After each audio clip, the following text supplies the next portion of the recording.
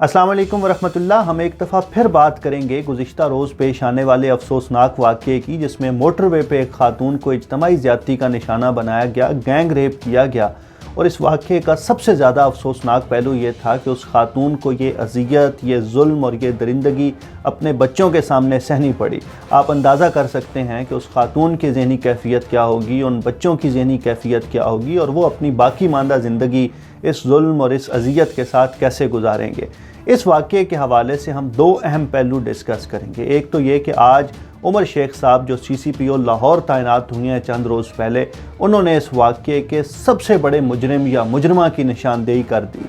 लेकिन उससे पहले मैं ये अर्ज़ करूँ कि जब से ये इंसिडेंट पेश आया, सोशल मीडिया पे एक तूफ़ान बरपा है और हर जानिब से लोग इसकी मज़म्मत कर रहे हैं। लेकिन इस सारी डिस्कशन में कुछ लोग एक ख़ास तरह का आर्गूमेंट बिल्ड कर रहे हैं, और आर्गूमेंट ये है कि अगर ये औरत किसी महरम के साथ होती, ये किसी मर्द की हिफाजत के हिसार में होती, तो इसके साथ ये जुल्म और ये ज़्यादती मुमकिन नहीं था।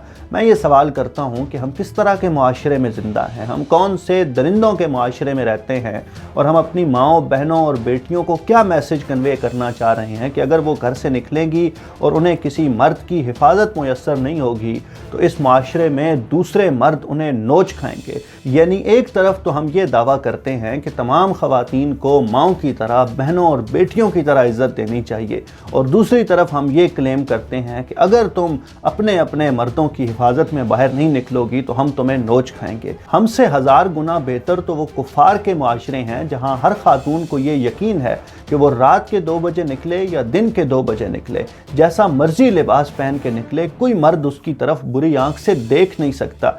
इसीलिए यहाँ ख़वातीन दिन को भी जॉब करती हैं, और कई ख़वातीन ऐसी हैं जो रात को भी बिला खौफो ख़तर नौकरी करती हैं। अब मसला ये है कि ये आर्गूमेंट सिर्फ हमारे पढ़े लिखे लोग नहीं दे रहे, बल्कि हमारे बड़े समझदार, पढ़े लिखे और अरबाबे हल्लो अक़द भी इन चीज़ों को इसी एंगल से देखते हैं।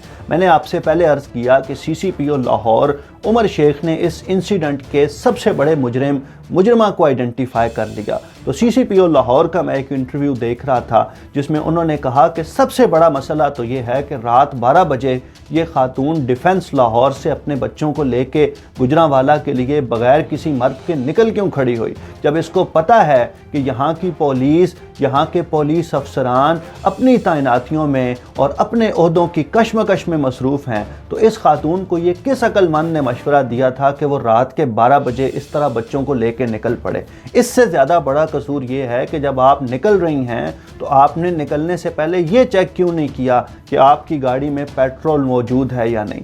मैं CCPO लाहौर का शुक्रिया अदा करता हूँ कि उन्होंने 24 घंटे से भी कम टाइम में इस केस की असल मुजरिमा को आइडेंटिफाई कर लिया, और वो तमाम लोग जो सोशल मीडिया पे ये मुतालबा कर रहे हैं कि रेप करने वालों को, इज्तमाई ज़्यादती करने वालों को पब्लिकली हैंग किया जाए, मैं उनसे ये गुजारिश करता हूँ कि आपका मुतालबा गलत है।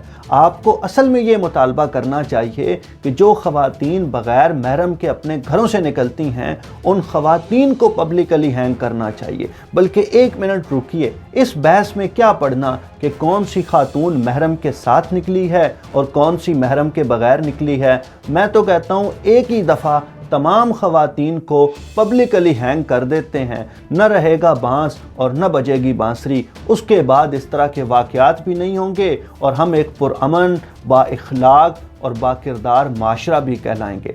आप लोग इस हवाले से क्या सोचते हैं, हमें ज़रूर बताइए। बहुत शुक्रिया।